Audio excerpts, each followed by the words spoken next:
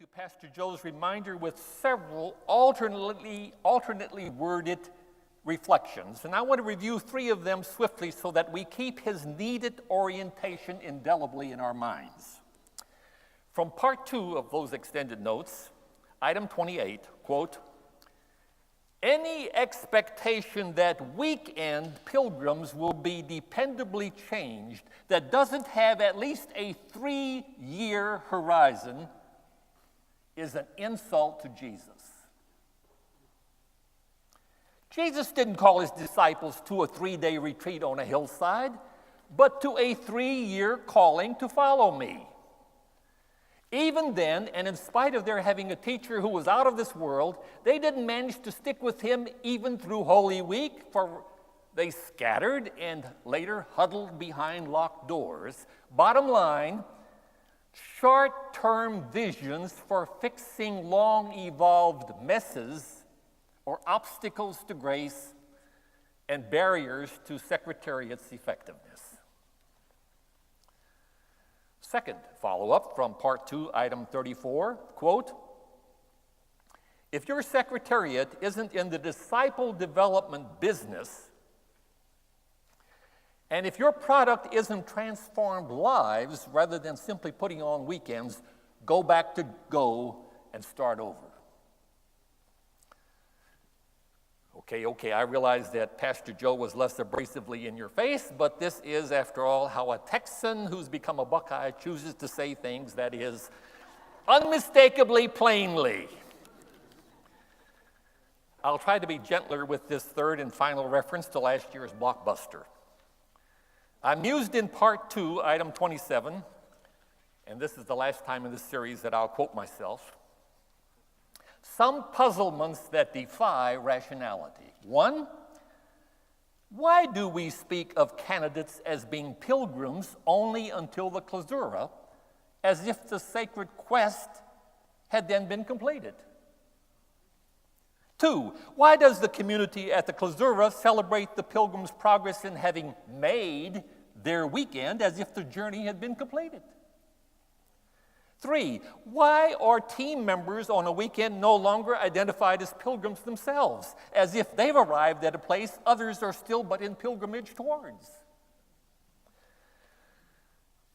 All right, review completed, though you surely know that the charge Pastor Joe laid out last year remains a vital ongoing challenge. Onward now with this year's follow-up, a sort of sequel, as I see it.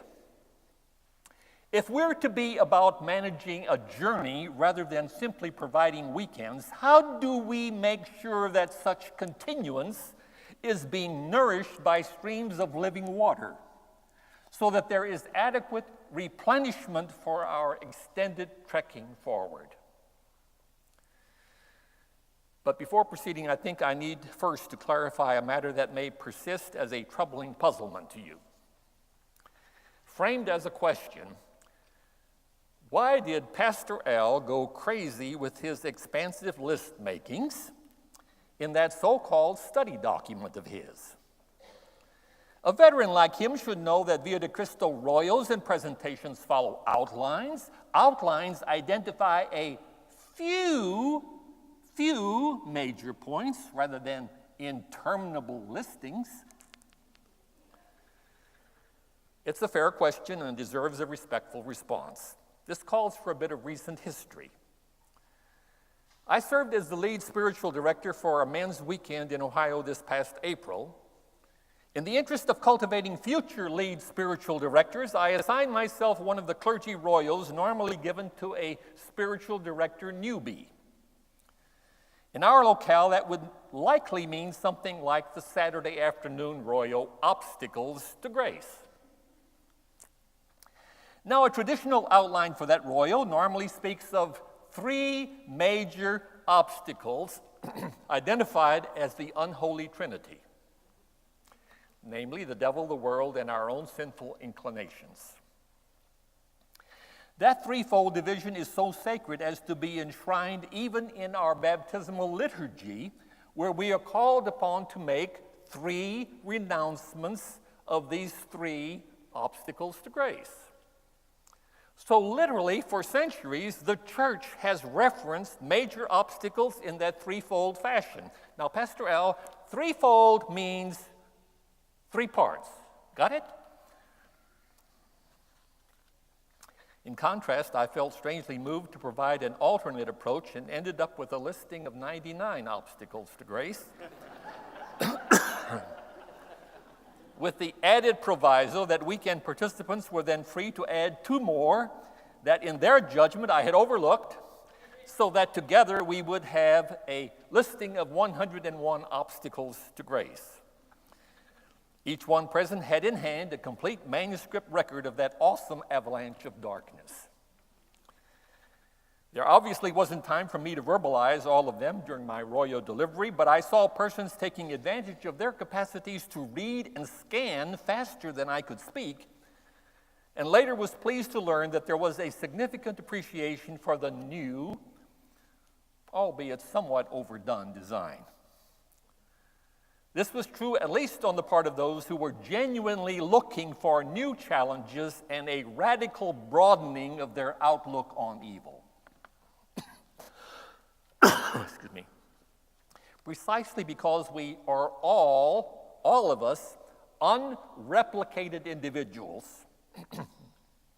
none of us being dittos, I think we appreciate presentations that move out of the stereotypic box by broadening our perspectives with abundant options set forth in a cafeteria style. By allowing choice from multiple choices, we better chance engaging multiply gifted and multiply experienced auditors. Well, what I field tested back in Ohio, I thought I might try again for this event. Thankfully, Ed didn't nix that interest of mine. Individually, you are free, of course, to provide your own later feedback. Sprinkled throughout that extended study document are helps for preparing individuals for a Via de Cristo experience, as well as mentoring aids for those returning from a Via de Cristo weekend. Rather than repeating materials you already have access to, I intend during this period to provide an overarching framework for discipleship in our times. I'll try to move along with as much clarity and dispatch as I can muster, leaving time for you to get clarifications you may desire or comments you may have about any of the items from my providings. I move first to referencing a very recent Fortress Press publication by systematic theology professor Dr. Cheryl M. Peterson of Trinity Lutheran Seminary. That's in Columbus, Ohio, incidentally. The title of her book is Who is the Church? An Ecclesiology for the 21st Century. Theologians gain traction for their ideas only when they demonstrably relate them to current historical realities. We are living in a time when survival is an increasing concern of most mainline congregations, denominations, and attended institutions and movements. It is an undeniable fact that the mainline churches in the United States, indeed in all of North America, are in significant numerical decline. In most locales, not all, this reality is reflected as well in a falling back of Via de Cristo participation.